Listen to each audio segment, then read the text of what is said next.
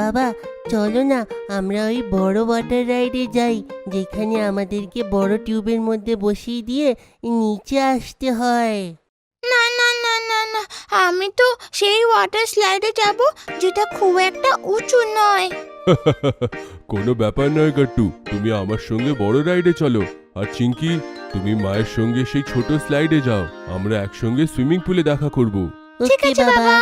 তারপর গাট্টু বাবার সাথে বড় ওয়াটার রাইডে যায়, যেখানে ওরা একটা বড় টিউব পায়। আর গাট্টু আর বাবা একসাথে সেই টিউবে বসে পড়ে। গাট্টু বাবা, টিউবের হ্যান্ডেল ভালো করে ধরো, ঠিক আছে?